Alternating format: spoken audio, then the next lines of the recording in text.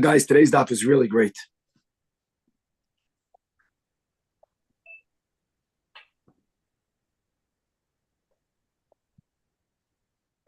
Well, good morning. With the help of Hashem, we are learning Yerushalmi Terumois, Perek Ches Halacha Gimel.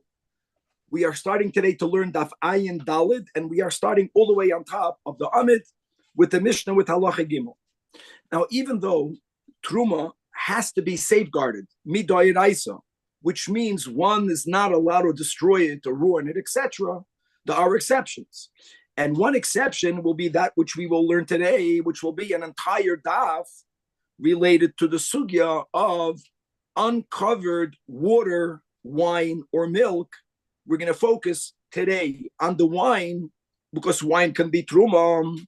And we know that midarabanan, these three uncovered liquids with more pratim, with more details, as we'll unpackage when we open up the sugya in the times of Chazal, even if only left it unattended while uncovered for a very short amount of time, since there was a small possibility that a snake, a rachash, or according to some, not only a snake, but other venomous creatures might, small suspicion, might have gone into either the water or the wine or the milk to drink. And after drinking, they might have deposited some of their venom. In other words, there's a sakana, even though it's a very small possibility, that now in this uncovered liquid, there is something that will hurt the person who drinks it. The Chazal said, you are not allowed to drink it. Now, normally, when it comes to Isurim, right, we don't create rabbinic law or prohibition when the possibilities are very small, right? We have a concept of a sfek-sfeka, but that's the inyan of chamira sakanta meisura, that when it comes to something that involves danger, we go beyond the norm. Even in the times of Chazal, the possibility of this happening was very small, but nevertheless, they made a takana. So that's step number one. I just want people to know that even though initially the gezerah of not consuming these liquids are only on the three that we mentioned, water, wine, and milk, but later, and as we're going to see this not in today's daf, but a few daf ahead, Chazal added more items: honey, fish brine, garlic that was chopped up, watermelon that was liquefied, number one. And also what we will learn today is a side of the liquids that become asur mishum giloi, if you have certain fruits, figs or grapes that are punctured. And it's a type of puncture that could have come from such a venomous creature. Again, even though the chances are that there's no such a creature, even though there's a lot of possibility that the puncture came from a knife, from a pin, from whatever, but not from a venomous creature. And by the way, even if a nachash bit into the fruit, it doesn't mean that he or she deposited venom. But there also, the Chazal were afraid that they might have done so. And if the fruit is moist, even if it's very large, you can't eat any of the fruit. It's not enough for you just to cut off the place of the puncture. That will be the Mishnah. Now, the Gemara, all about the sugya, is going to speak about what will be the status of food that was cooked in uncovered waters. We know that when you cook water, like today we know about bacteria, a lot of non-healthy things in the water are resolved through its cooking.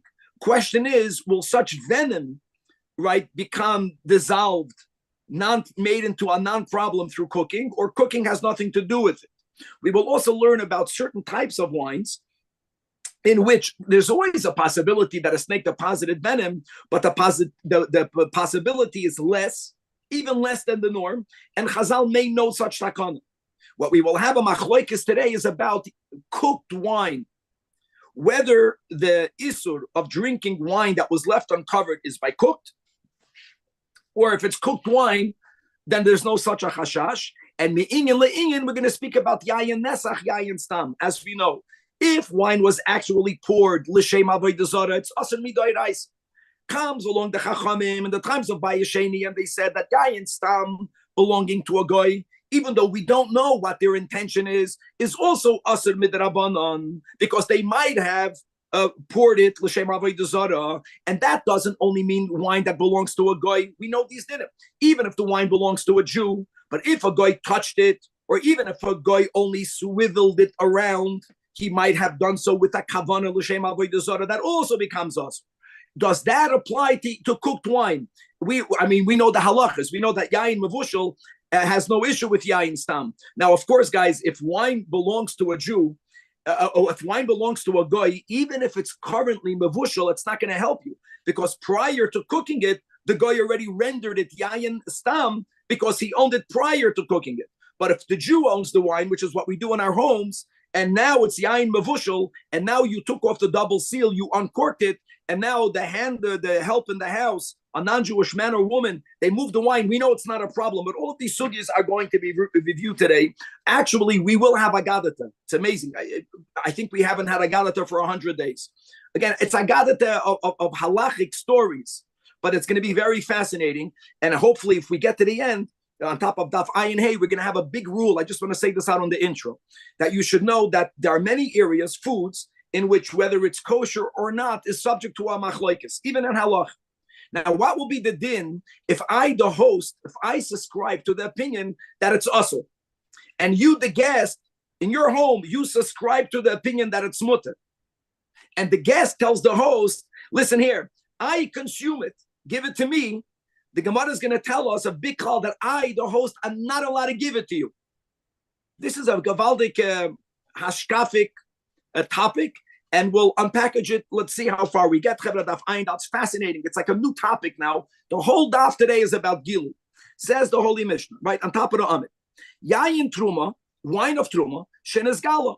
Shenes Gala meant in the times of Chazal, it was left uncovered, unobserved, for a very short amount of time. For a very short amount of time.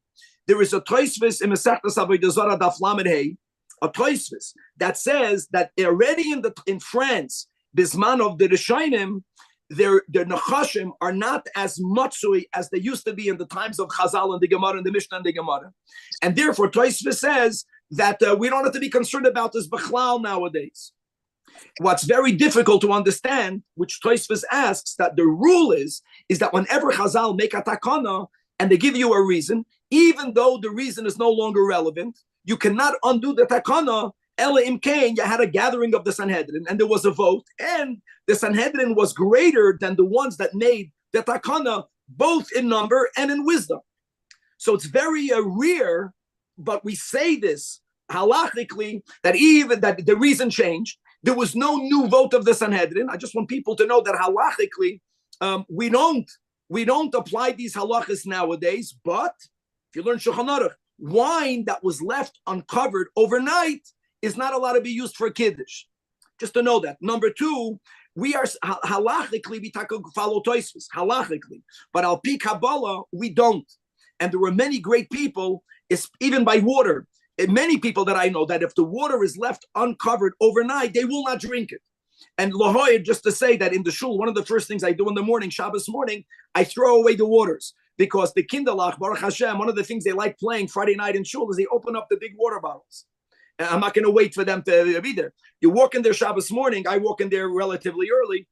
These are things that we don't do. I know Jews that won't even have the hot water that you left in a chainik, even though it's covered. That's already a chumrah. I just want to say that al pi halacha, we're not concerned. Al pi halacha, the issue today is only wine left uncovered overnight, and some people do the same thing with water, maybe with milk overnight. In the times of Chazal, it wasn't overnight. They were saying that if you were not looking at it, it can be mamash in a minute. It can be in enough time that a snake can come out of a crevice in the wall, and they might have slivered their way into the cup, drank some of either water or wine or milk, and then the problem is not them drinking. The problem is that the snake has a minute. First he takes, and then he poisons the rest.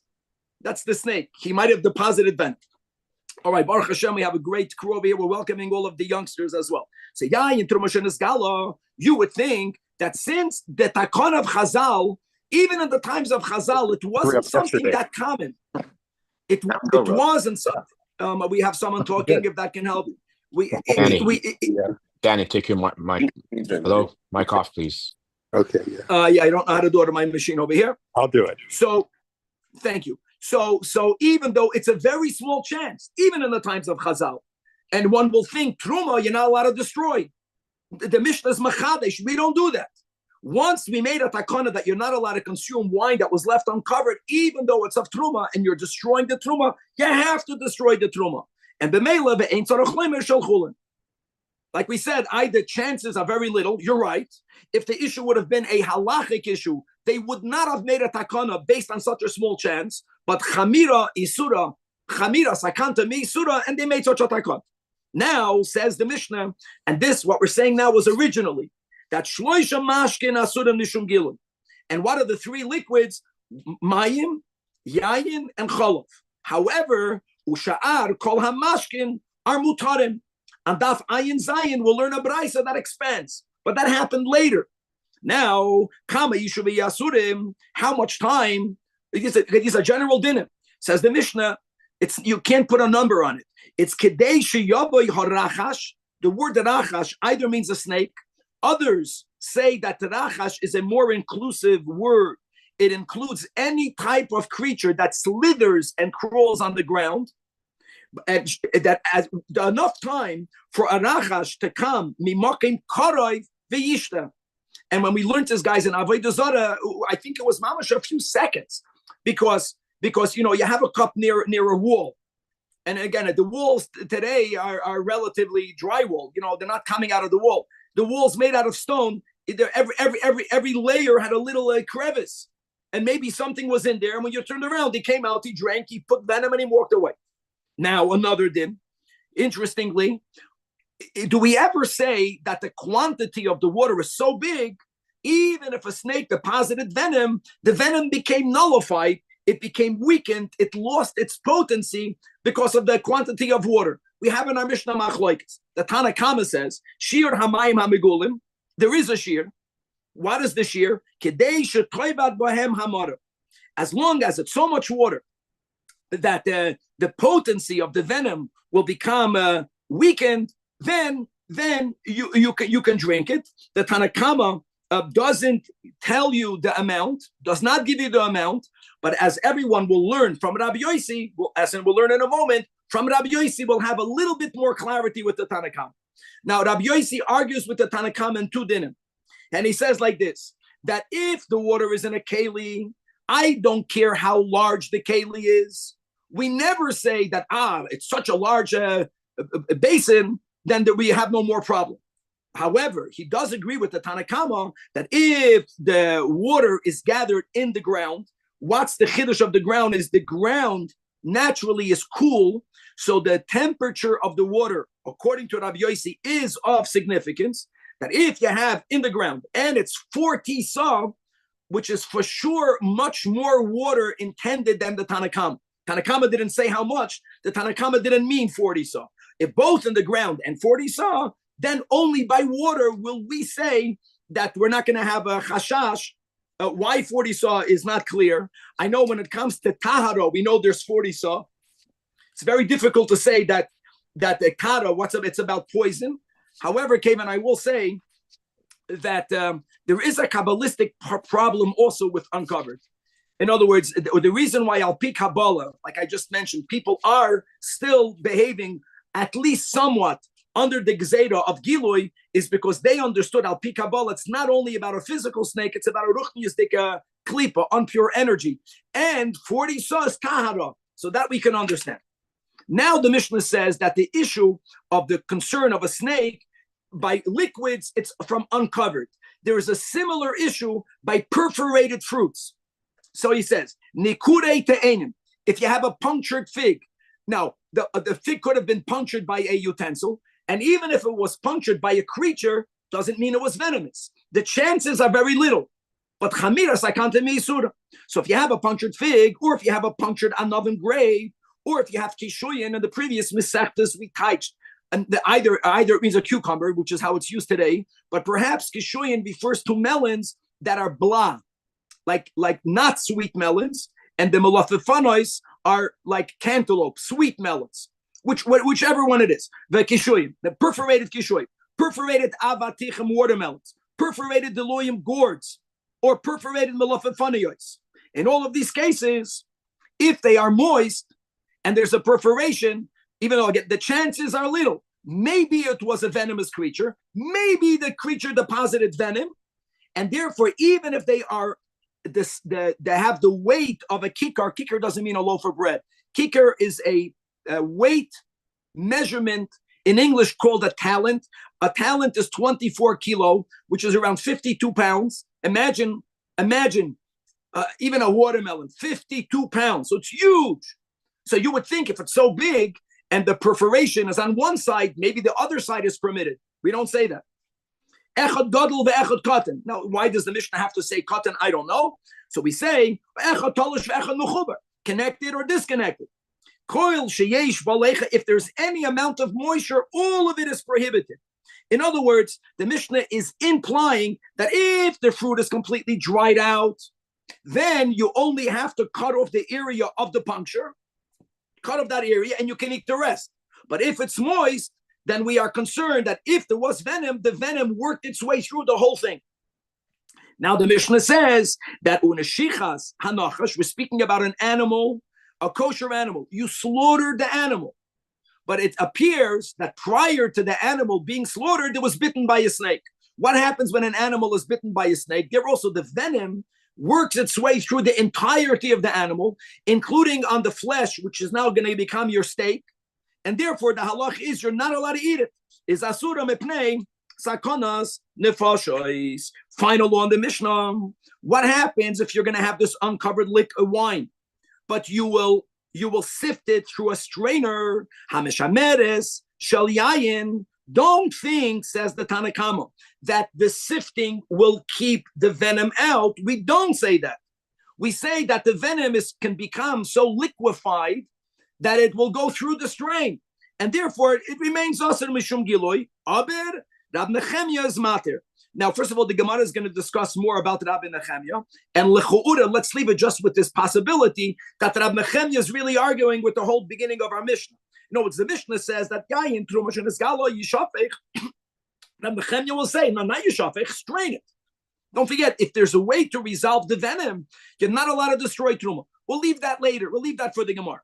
The whole thing now is about uncovered liquid. Says the Gemara, Rabbi Yaakov bar Acha, or in the name of, that's the way we learn Yerushalmi, Rab Shimon bar Va, and explicitly in the name of Rabbi Chanina. They say that what? We're going to skip the next couple of words. Tafshil shebishloi b'mayin migulin. If you have food and you had water that was uncovered in the times of Chazal for a very small amount of time, and you will think, since you're boiling the food, so you're boiling the water, that, like we said, that takes away the bacteria. Nevertheless, it doesn't take away venom. So therefore, even if the food is of truma, which is another reason why you should try to salvage it, no, you shafech. I'll tell you something. Our Mishnah substantiates this rule, because since the Mishnah says yayin shel truma shenisgali yishafech, if the Mishnah would have held that cooking water, therefore cooking wine, the act of cooking, dissolves, takes away the potency of the poison, why would the Mishnah say spill it out? The Mishnah should say you're chayiv to be mavashal the yayin. We know that cooked wine is not as good as uncooked wine, but at least you can have it, and you're not allowed to destroy truma. So that is a proof that cooking is not a solution. Says the Gemara Chavraya. The Chevra quoted in the name of Rabbi Yechanan, yayin shenis galam. You're not even allowed to leave it around. Why? Because we are afraid that someone will not know that it was the yayin that was megula, and they will they'll drink it and they'll get poisoned. Now, another thing, if someone did leave it around, wine can turn into vinegar. One would think maybe that if there's venom in the wine, the venom would impede it becoming vinegar. If that would be true, then you would be able to say that the fact that it became vinegar proves there was never venom. The Gemara is teaching you biology. We're speaking about it doesn't work that way. Even wine that's venomed could become vinegar. So therefore, it's still us. In contrast, that if you have to eat or you have an oven, like the Mishnah told you that if they are punctured, you're not allowed to consume them because they might have been bitten by a snake and arachash and he left poison. But such fruits, If they are poisoned, they will never dry out on their own. If they dry out on their own, that proves that they were never venomed. They were never poisoned. Gavaldik. So the im shia v'tzam kumi aleim, then mutarois. Gavaldik. So that's a difference b'metzias between a fruit that became venom. How did they figure these out? By experimentation, or just is there a source? The hafachba, because they knew these things beruchnias kevan, and therefore they know how they are begashmis. Now, says the Gemara, guys, daf ayin dalod amid beis. Now this is gavaldik. Rabbi Ruba, as he's known in the Yerushalmi, right, or in the Bavli, just Rabbi, he had a lot of Hasidim, and they hung around his house. And the problem is that the Hasidim made themselves very hamish, and they would eat up the figs in the home. So there was never figs for him. And his daughter knew that her father likes figs. So what did she do? She took a pin, she punctured all the figs. Now there's a halacha that punctured fruits cannot be eaten. So they didn't eat it. So it was for the father.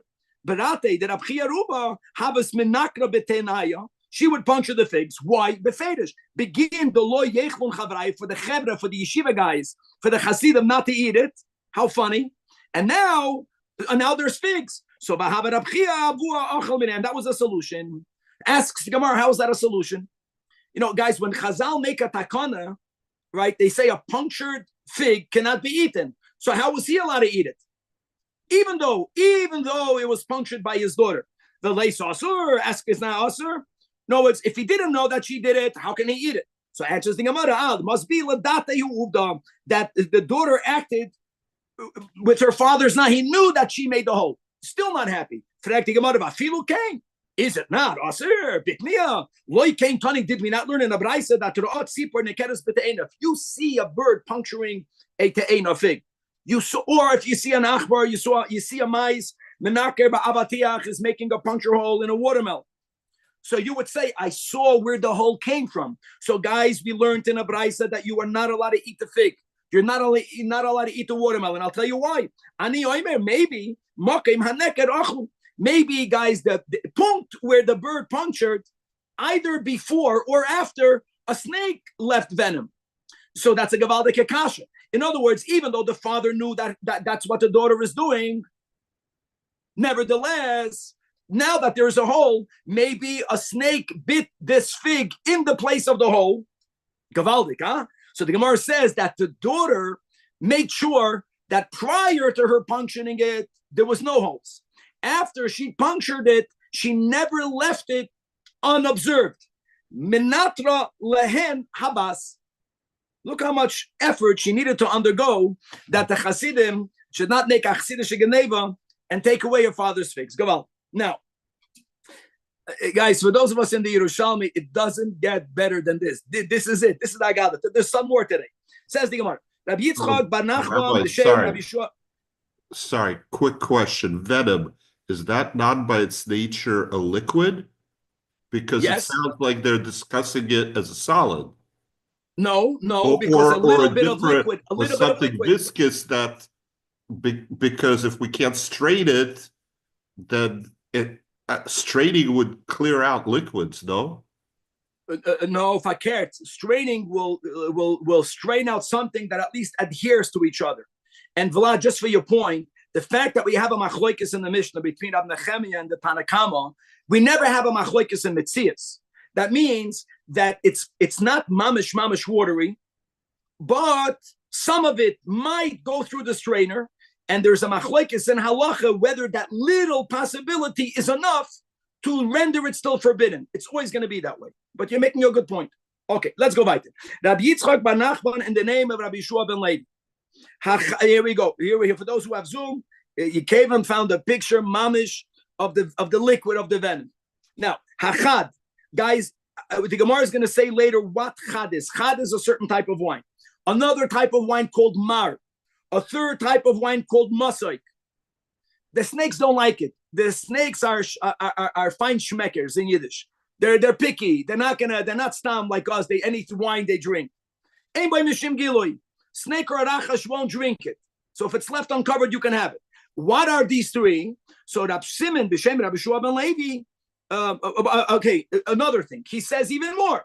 that Hachad, Bahamar, Bahamasai, these three wines, not only not only are they not included, they are not included in the Isur of Gilui, of it being left uncovered and therefore becoming prohibited, but also wow.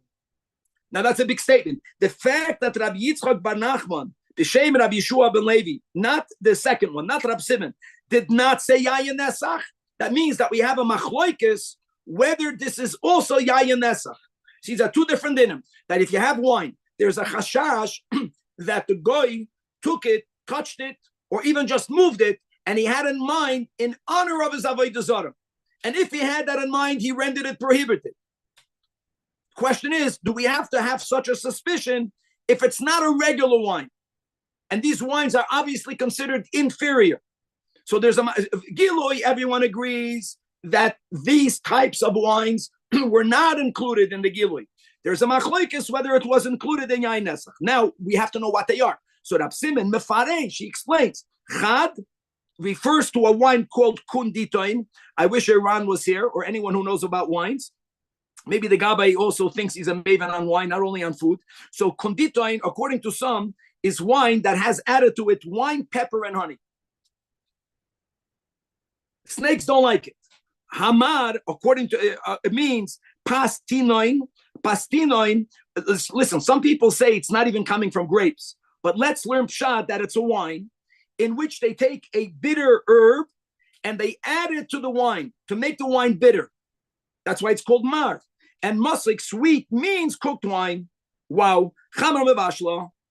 And I just want to say something very interesting. Again, I'm saying something from winemakers, that when you cook wine, I'm not going into the whole machlokes whether pasteurizing it is called cooking. I'm talking about regular cooking wine. There's something phenomena that's amazing, that the alcohol in the wine has a lower boiling point than the rest of the wine. The alcohol begins to evaporate. When you cook something, it evaporates. It's amazing. So when you're cooking wine, you diminish the alcoholic part of it. And it becomes, therefore, sweeter. Okay, just to know that. Now, let's go back. Says the Gemara, Rabbi Yeshua bar Zidel. Why is no one called Zidel today? What happened to his Einiklach? He owned cooked wine, and he deposited it in the property of a goy. Obviously, it was not properly covered, right? One sale, two sales, that resolves. He didn't have that. And why did he leave it there? Because he had in his mind that cooked wine has no issue with yain stam. But then he had a question mark. We just learned it's a machlekes. So he asked Rabbi Yanai ben Rabbi Yishmael, and Amar Lei, Rabbi Yanai ben Rabbi Yishmael told him that I want to have a tradition. Kain Amar Reb Shimon ben Lakish. So said Reish Lakish. Masoik, ein boy, lo mishum giloi, v'lo mishum yain nesach. So therefore, your wine is okay. Okay, 1 second. Says the Gemara story that when Rabbi Yanai ben Rabbi Yishmael Ivash, there was a time that this Rabbi Yanai ben Rabbi Yishmael, no, the one that quoted right in the first story, Rabbi Yeshua bar Zidel was the owner of the wine. He asked Rabbi Yanai ben Rabbi Yishmael, and Rabbi Yanai ben Rabbi Yishmael quoted Reish Lakish. This Rabbi Yanai ben Rabbi Yishmael at one time got sick. Ivash means he got sick. And then Biker Chaylim, who came to him, a whole group of people. Salkon Legabe, Rab Zeira, and Rabbi Shaya, and Rabbi Bun Bar Kahana, and Rabbi Hananya, Gevaldik. And the other ones are not named. They were not so important to be named. And Chavraya the Rabbanon, all of them came mivakarte to do Biker Chaylim. Now, Chamoin Rabbi Yeshua bar Zidel Yosef. Now, they saw that this Rabbi Yeshua bar Zidel, right, the one from the previous, he was also already sitting there. Amran, so they said to each other, we heard about the story. Let's confirm the story. Because when you hear stories, you don't know. My Zaydi used to say that when a chassid sees a miracle and he tells you what he saw, he might be saying the truth. When a chassid tells you that he heard that the Rebbe did this and that and the other, is nishke shtoigen, nishke floigen. We add beards to everything. We don't know what happened. So Amran, they said to each other, this guy, we always spoke about the story about he left wine with the guy. And not only that we have Rabbi Yanai ben Rabbi Yishmael, and the Hamara Uvda, and we have Rabbi Shua Bar Zid. All of the players of the previous story are here, so they wanted to confirm. So Asal V'Sha'alulei, they went and they asked him, "What's the law regarding yayin that's mavushal? Is it included or not included in the gezeda of yayin stam?" So they're doing bikkur chaylim. They're not even talking to the chayla. They're having this whole. They made a besmedrish. Let the chayla deal with the chayla. So Amar loy Rabbi Yana ben Rabbi Shmuel that came Amar Rabbi Shimon ben Lakish. Masoik ein boy lo mishum gilui v'lo mishum yayin nesach. He confirmed what you guys heard is correct. Okay. Amar lei Rabbi Zeira. Now this is fascinating. This is really fascinating, and really this is a big a lesson from this. Said Rabbi Zeira, not everything that Rabbi Shimon ben Lakish said was said in the context of rendering a halachic ruling. And this is so true today. Even a Rav who's Paisik Dinim, who has a share in learning, and during the learning, he tells you a halacha. It doesn't mean that's the halacha. It's very important. If he was asked an actual question and he gave you a halachic ruling, that should be quoted halacha l'maisa. So Rabbi Zeira says the Dilma, whatever the gear says, that the elaine that Rabbi Shimon ben Lakish to hachin. Maybe this quote was from those other statements that he said hachin. Hachin means statements that were not meant to be a definitive halachic ruling. Oh. And just to repeat again, I know this was significant. The Alter Rebbe Paskins, based on this whole machloikas, whether you make a bracha when you say only part hollow. There's a whole machloikas about this. And the Alter Rebbe Paskins, and we all know that if you're davening with a minyan, since some people opine not to make a bracha, and if you don't have to make a bracha, we are careful not to make a bracha. So the chazan, the Baal Tefillah, should make the first bracha and the last bracha with the mind, with the intent of being moitzi everyone else. If you're davening biyachid, then you make the bracha. So paskins the Alter Rebbe. The Rebbe in the Fabrengen spoke about this halacha, and in the Fabrengen, the Rebbe opined that even when you daven b'tzibur, everyone should make a bracha. The Rebbe was there speaking about the power of making brachas, the effect of making brachas. And what happened after? The Rebbe was Fabrengen, the Rebbe Zajac. So people decided that since the Rebbe said that in the Fabrengen, he said that going forward, we're not going to follow the ruling of the Alter Rebbe, right? The Paisik Achron, the Rebbe Zajac. And I remember Rabbi Leib, when he came here to LA many years ago, he gave us other examples. He said that in the earlier years, the Rebbe said it, and then he felt he doesn't have to say it again. He said many a time that what he says during a Fabrengen doesn't mean that this is a halachic ruling. A Hasidish of Fabrengen, he was speaking about the koyach of a bracha. In other words, that's the hachin. Not everything that Rabbi Shimon ben Lakish said is allowed to be quoted in a halacha l'mais. So he made that challenge. So it was qualified. Rabbi Yana ben Rabbi Shmuel Amar Lei, he responded, no, it was not from those statements. That lo uvda means halacha l'maisa. Rabbi Shimon ben Lakish paskin this statement that masoik means not what you call sweet wine. Masoik means cooked wine. Was lo uvda. And since he said it for an actual case, it was a case, and he paskin. Therefore, we are to rely on it. Furthermore, says the Gemara, continuing the story. So you had all these Amoraim, right? They all came to visit Rabbi Yana ben Rabbi Shmuel. And it's a Gavaldik that now you see why we bring it. Because who was the one that ultimately confirmed that Rabbi Shimon ben Lakish's statement is halacha l'maisa the choila? Rabbi Yana ben Rabbi Shmuel. Now they left. Okay, they were a Mavaka Cholim, so they had this whole halachic discussion. And now they went down. Going to be Mavaka Cholim means you're going up. Interesting. You're having an L because you're doing a mitzvah. Like the Rambam writes, even though specifically it's a mitzvah that Rabbanan, so Paskins the Rambam and Hilchas Avelos from all places. Right? Bikkur Cholim and Nicham Avelim, Achnas Sarchim, Medivrei Soifrim, but they are included in the mitzvah of the Ahavta L'Reacha Kamay. And now they left. And now they're continuing. Chom Rabbi Ilah. Guys, Rabbi Ilah was not there. From all of the people mentioned, he was not there. So he joined them now. And who did he join? One of the Amoraim that were there.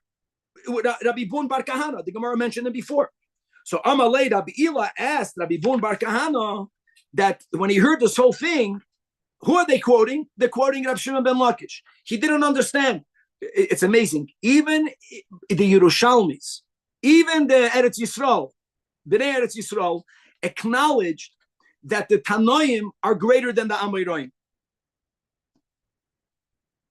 And the way the general rule is that Amoraim cannot even argue against Tanoim. They can take a side. Now, in a way, there are exceptions, and the Rav and Rabbi Yochanan, right? We have Tanahu Palik. That's an exception. Generally, the Yerushalmis consider themselves to be way ahead of the Amoraim in Bavel. At least originally, we had these stories in Masechta Brachas in the Yerushalmi. So he was wondering, why did they have to quote Rav Shimon ben Lakish when we can prove from a Tana the same halacha? He wasn't challenging Rav Shimon ben Lakish. He was just wondering, why are you bringing an Amoraim? And he gave the answer. He says, "Ilule da'ate merachamin shmu asam."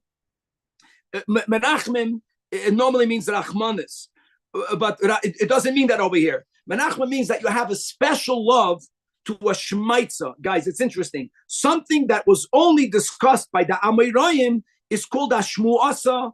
I know my Litvish teacher is shmaitza, however you pronounce it. It was something that was discussed and by Amoraim. If not for you having a special love for teaching us of Amoraim, then you wouldn't have quoted Rav Shimon ben Lakish. Why not? Because v'loy masnisi, I have a Tana. In other words, he's not really asking a question. He's just making an observation that how interesting is it that when you have a shaila in halacha, you dafka are looking for an Amoraim. I know why you're doing it, because you have more value. You know, the Chazal say, "Chavivin divrei soifim yoisem divrei Torah." Chavivin. Al pi nigla, because we dafka, because we are in a lower level, and therefore it took us more effort, more yigia. So therefore, there's a certain love that you have to something that came to you harder. Al pi Chasidus, it's the opposite. That it's amazing that the later generations are going forward, are connected to something even higher. Generally, that Gezeres that Rabbanan come from the level of Kesed, and the Oiraisa Michachma Nafkes. The Rabbanans come from Kesed. The furthermore we go, the higher we are reaching. So whichever way you want to learn. Now, what will be the Tana? So Rabbi says, he's agreeing. Rabbi is basically saying, I don't need a Rav Shimon ben Lakish. I wouldn't have even been challenged. Maybe it was those statements that Rav Shimon ben Lakish says hachen. It doesn't matter. I know that from a Tana. Which Tana? From a Brais. And it's not explicit, it's implicit. The Tani Rab Chia, he writes, Yayin mevushel shal goyim lama asur. These are words of a Brais that Rab Chia would teach. Why is Yayin mevushel goyim asur? By the way, what's that kasha? The whole question of the Brais is based on the premise that Yayin mevushel is not included in the problem of Yayin stam. It's not included. So therefore, now comes the kasha. So why is it a problem? Why can't you go to Costco and buy the wine of the goyim if it's cooked? So the Braisa answers, shkoyach, now it's cooked. But the wine belonged to the goyim prior to cooking it. It doesn't, it's not produced cooked. You cook it at a certain point. Prior to cooking it, it already became yayin stam. And that status doesn't change just because you cooked it. And similarly, says the Braisa, chomet shel goyim lama asur, gavaldik. Same thing. I'm speaking about chometz that came from wine. You might have thought that even though the wine is not cooked and the wine is also because of yayin stam, one might have thought that when wine turns into vinegar, it's like a noilad, it's a beria chadosh, it's something new. There is no gezeda that abanan on chometz. Same idea. You're right. But since it was yayin stam prior to becoming chometz, just because it changed, it doesn't remove the problematic status. That's why. So here he's saying clearly that the Braisa, the whole kasha is based on the premise that once the wine is cooked, from that moment on, it can never become yayin stam. Beautiful. Now on that says our Gemara to Rabbi Ila, I don't need for you to come ahead and to give me a Braisa, Rabbi Yossi. Masnisa Amar Kain, which is he like you're not happy he brought an Amoida. I'm not happy that you brought a Braisa. I can infer it from him now. He's referring to a Mishnah in Masechtas Avodah Zarah. And the Mishnah writes the same words. It's more in brief.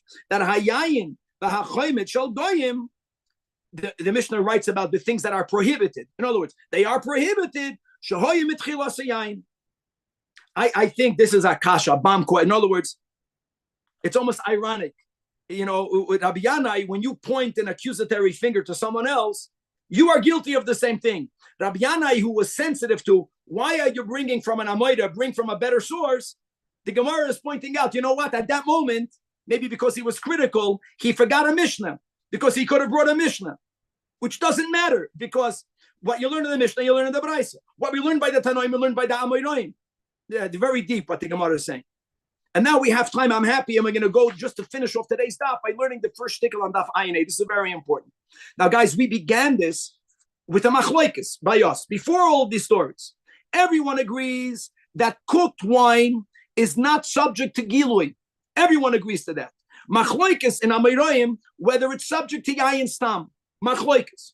And now the Gemara paskin from Rav Shlakish that it's mutter. But we also had those who hold that it's not permitted. So here comes the final story of today. That Rav Imi Havalei Orchen. And Omar Loin, and he told this guest, Ilule de Isgale Chamra Mevashla Didi, had my cooked wine not become uncovered, Havena Mashka Lochain Mene, I would have offered you some wine. Because you have guests, you want to be hospitable. Rav Imi had a lot of cooked wine. For him, he was machmer. That wine became uncovered. And guys, we're talking about Gilui. When I'm not even talking about Yain Stam. It became uncovered. And by the way, up until now, everyone learned that uncovered wine is not included in the Isur of Gilui. But he was machmer. So what do you do if you don't have food for the guest? You tell them, I prepared the delicious dish, but this and that happened, and that's why I'm not giving it to you. Now, one of the guests was Rav Bibi. So Amar le Rav Bibi, here's a chayin. You have a yayin mevushel. You are machmer. You don't drink it. I'm not machmer. I drink it. So I said, let me go and drink it. So Amar Rabbi told him, whoever would like to die should die in their own home. Don't come to die in my home. Very harsh words. In other words, violating an Isur D'Rabbanan, especially connected to sakanta, right? You might die. You're not machmir, you want to die? Don't do it in my house. Man, the boy yamos. If you wish to die, Yezel yamos go basic, go die in your own house. And this is really a very important rule. And you have a guest. Sometimes, whatever your level of kashrus is, you have a product in your home that some people consume, whatever that is. So you don't eat it. So don't think. I know the harshness of Yamus is only by the issue of Gilui, but I think the hashkafa is that if you don't have it in your home, don't serve it to guests. And even if the guest is telling you befedish, that I'm good, give it to me. Don't give it to them, because you're the mother the asra. It's ki'ilu in your home. It's asra. Gewaldik. Chavra atkan, a lot more to be continued. Well, what about the other direction, Rabbi? What's the other direction? Meaning you go to Svardik's house and they're more makel on let's say using a plata on Shabbos. Rice, they're eating rice. You're more machmir, so the other way, then would you say then you could eat it? I cannot eat. For sure I cannot eat. No, because I'm machmir. It only goes in this direction. Danny's already looking for I don't know what. Danny wants to eat right on Pesach or something like that. Not on Pesach, on Shabbos. We're get hot food in the Svardik's house. Yeah. Don't eat the hot food that they make. Correct, because we don't pass in that way. Very good. Good point. It's not consistent. We err to the side of caution. We're machmer.